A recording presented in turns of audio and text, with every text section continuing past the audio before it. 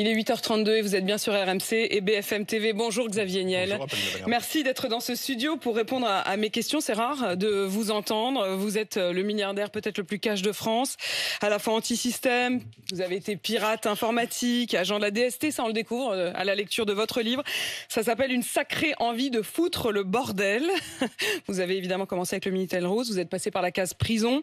Vous avez fondé ensuite Iliad, c'est l'aventure free, puis la presse, les startups. En fait, j'aimerais bien savoir pourquoi vous parlez. Pourquoi vous avez envie de raconter tout ça? Pourquoi vous avez accepté mon invitation? Parce que je vous remercie de votre invitation. Non, je crois que l'histoire que j'ai envie de raconter, c'est...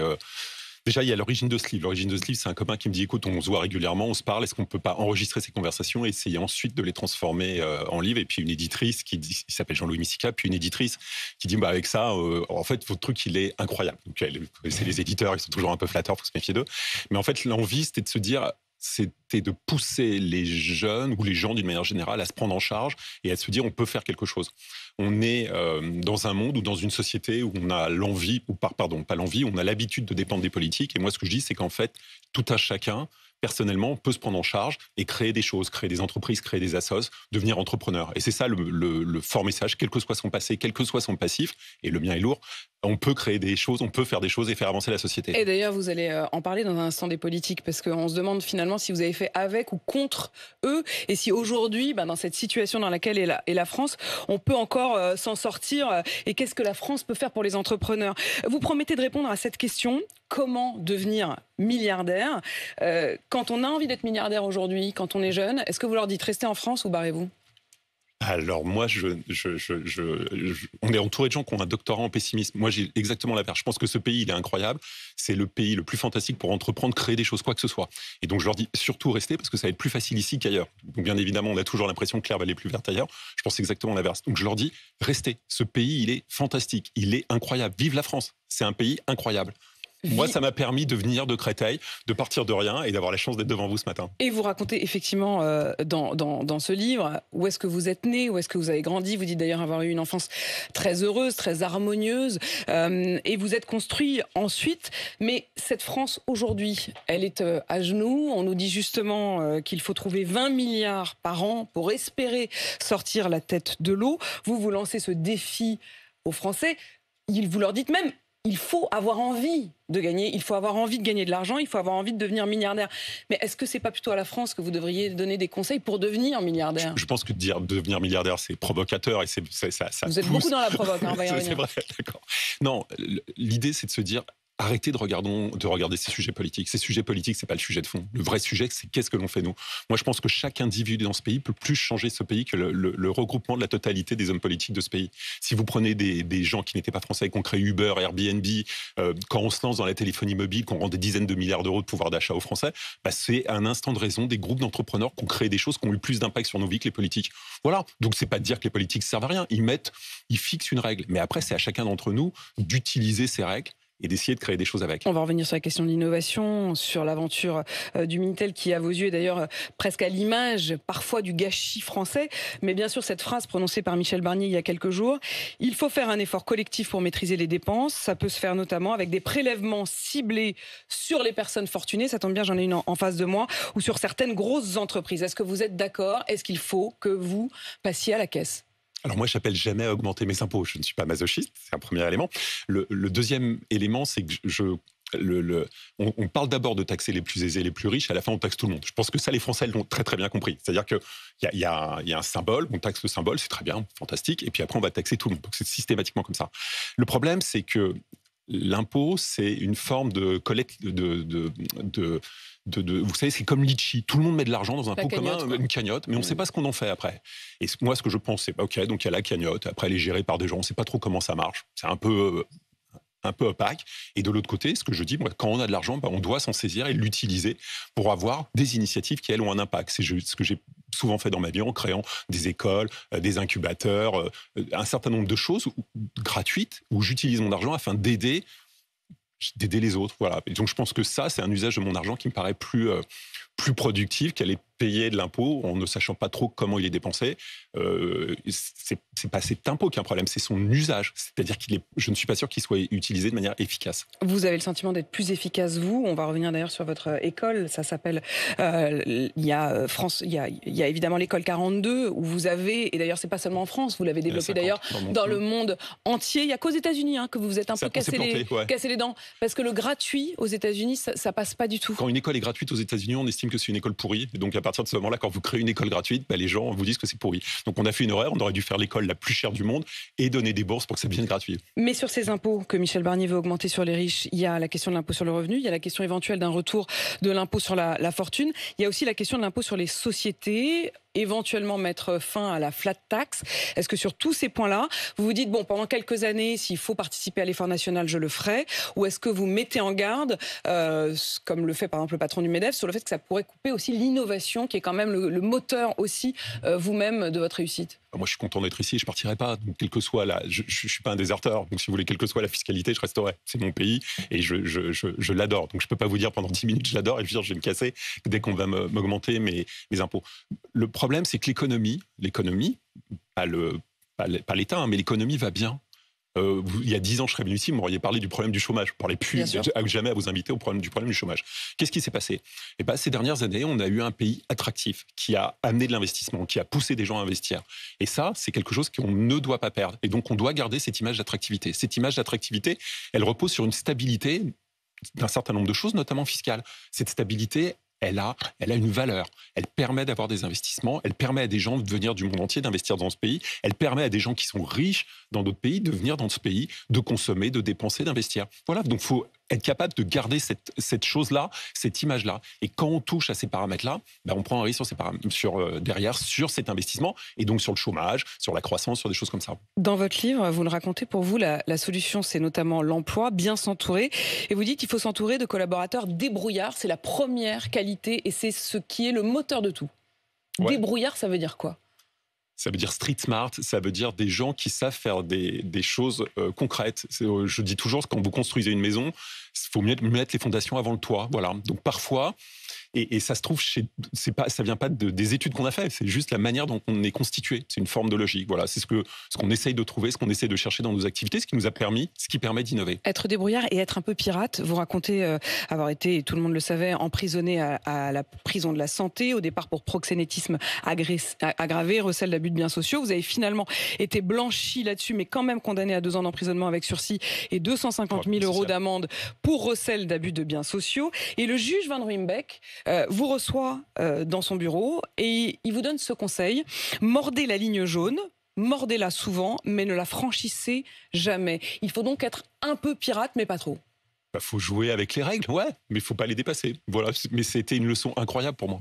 Mes proches me disent que j'ai un syndrome de Stockholm. Il m'a mis un mois en prison et après il me donne un conseil et je vous dis du bien de lui. Mais je pense que ça a été un conseil incroyable pour moi parce que je me sentais un surhomme, parce que je me sentais imbattable, parce que j'avais tout réussi dans ma vie. Et aujourd'hui, est-ce que c'est quand la dernière fois que vous avez mordu en prison, la ligne... il y a longtemps. Non, en prison, j'ai bien compris que c'était il y a longtemps, mais mordu la ligne jaune.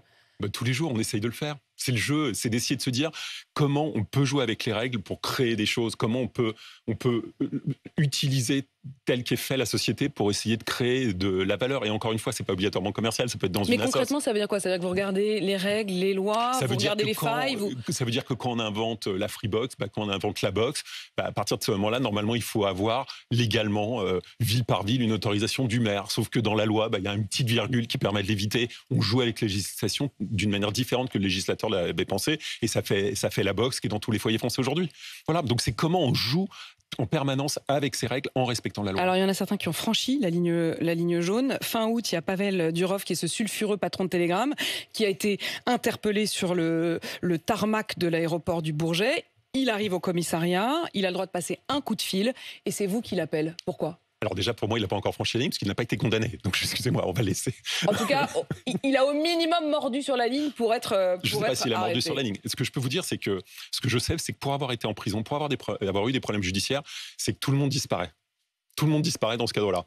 Moi, quand j'ai un copain qui est dans la difficulté, qui me fait passer un coup de fil, voilà, je suis là. Sur le reste, il faut lui demander à lui la suite de cette histoire, parce que c'est sa vie et son histoire. Mais est-ce que ça veut dire que vous êtes en quelque sorte un peu... vous restez une sorte de parrain pour le hacking, pour le dark web ?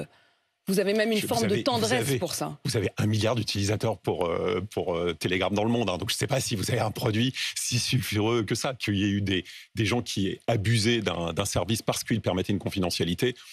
C'est le jeu. Mais je pense que vous retrouvez sur l'ensemble des autres messageries existantes qu'on peut utiliser sur WhatsApp et ailleurs des problèmes équivalents. Il avait visiblement un certain nombre de requêtes sur lesquelles il n'y a pas eu de réponse. Voilà, que je ne sais pas juger. Encore une fois, je ne suis pas juge. Et donc, ça occasionne le fait qu'il soit entendu. Xavier Niel, ces noms, ils sont assez sulfureux. Il y en a un aussi qui fait beaucoup fantasmer en France, qui est le nom d'Elon Musk. Est-ce que vous considérez, vous, vu d'ici, qu'Elon Musk, c'est un génie? Ou est-ce que c'est un danger pour la démocratie? En ce moment, il joue énormément autour des élections et de la campagne américaine. Je pense que vous avez 2 Elon Musk. Vous avez Elon Musk entrepreneur, qui est probablement un ou le plus grand entrepreneur du monde. Et puis, vous avez Elon Musk, qui a un sentiment de surpuissance ou de toute puissance, et qui, sur la base de ça, peut parfois, comme tout être humain, dire des conneries. La politique, vous n'avez pas envie de mettre le pied dedans? Non, parce que je pense qu'on peut créer ou faire plus de choses en n'étant justement pas dans la politique. En n'ayant pas les barrières de la politique, l'obligation de faire de la démagogie, l'obligation que je mette un costume pour venir vous voir ce matin, l'obligation de dire des choses. Je précise pour ceux qui nous écoutent à la radio que vous n'avez pas de veste, en effet, et que vous n'avez pas non plus de cravate. Pour vous faire plaisir. C'est très gentil, très aimable et très respectueux. Xavier Niel, vous dites dans ce livre, tiens, récemment, il y a une ministre qui m'a insulté par SMS. Elle voulait que j'empêche la publication d'un papier à charge contre elle. C'est qui? Je ne vais pas vous le dire. Aurore Berger? Je ne vais pas vous le dire, c'est pas le truc. Marlène Schiappa? Pourquoi? Parce que je cherche quels ont été les papiers qui ont pu être à charge dans vos différents organes de presse. Alors, justement, vous dites, en fait, je ne pouvais de toute façon rien faire pour elle, puisque je ne mets jamais les pieds dans une conférence de rédaction. Je rappelle que vous êtes actionnaire du journal Le Monde, de boîte de production, Media One. Xavier Niel, pourquoi vous achetez de la presse? Pourquoi? Qu'est-ce qui vous manquait? L'influence? Il y a un moment où on arrête d'en acheter, parce qu'il suffit d'acheter un média et on l'a si vous le voyez comme ça. Non, si vous voulez, je sors un livre. Je peux vous promettre, je suis invité partout, sauf chez un certain nombre de médias qui appartiennent à des concurrents directs. Moi, ce que j'ai envie dans ce pays, c'est d'avoir une presse libre. J'ai subi... C'est pour ça que vous êtes ici ce matin. Vous saviez que ce serait un espace de liberté. Non, mais c'est vrai. Je sais. Et ça l'a été, justement, dans ce média. Avant, c'était contrôlé par un concurrent à moi et j'ai jamais eu de problème chez BFM. En toute franchise, je sais qu'il y a des gens qui ont eu le sentiment que Patrick Drahi intervenait dans vos contenus. C'est faux. Les gens qui vous disent ça, c'est faux. J'ai toujours continué d'être invité chez vous sans aucune forme de problème. Il y en a d'autres où c'est pas le cas. C'est le jeu. Chacun gère ses médias comme il l'entend. C'est leur problème. C'est pas ma vision. Je me souviens d'avoir, encore une fois, le jour où je pars en prison, il y a qu'un seul média qui fait l'ouverture du TF1 20h sur moi. Voilà, tous les autres n'en parlent pas. Ça leur paraît moins important. C'est le jeu. Il y a des gens qui contrôlent leurs médias. Ils étaient contents de dire que vous alliez en prison, peut-être. Ça veut dire vous voulez dire que l'actionnaire de TF1, peut-être, se réjouissait de vous savoir en prison? Peut-être. Je ne sais pas, c'est vieux, il y a 20 ans. Mais en tout cas, ça veut dire que dans ce moment-là, l'information, au minimum à ce moment-là, elle n'était pas libre. Ou en tout cas, elle était en quelque sorte... parce que c'était une information juste. Oui, mais il y a quelqu'un qui tirait les ficelles pour en faire la une du journal. C'était le jeu. Xavier Niel, tiens, à propos de médias, Bernard Arnault a formellement interdit à ses salariés de parler à un certain nombre de médias qu'il considère être racoleurs. Dans la liste, il y a Mediapart, il y a La Lettre, il y a Le Canard enchaîné, mais il y a aussi L'Informé, dont vous êtes, me semble-t-il, l'un des principaux actionnaires. Un petit actionnaire. Ouais. Comment vous jugez ça, cette interdiction de parole aux médias? Vous connaissez, moi je suis pour la liberté de la presse et donc je suis pour la liberté des journalistes. Je n'interviens jamais sur la ligne éditoriale de mes journaux. Je suis actionnaire de journaux de la gauche la plus extrême, qui est par exemple le Monde diplomatique, et je suis actionnaire de journaux très très à droite. C'est le jeu, c'est pas ma vision, mais encore une fois, je peux pas être pour la liberté de chacun de dire ce qu'il veut. Voilà, c'est pas ma vision et c'est pas ce que moi je ferais. En tout cas, les journalistes de l'Informé pourront continuer à aller au minimum tenter de titiller Bernard Arnault. Je leur souhaite. Enfin, en tout cas, ils font ce qu'ils veulent.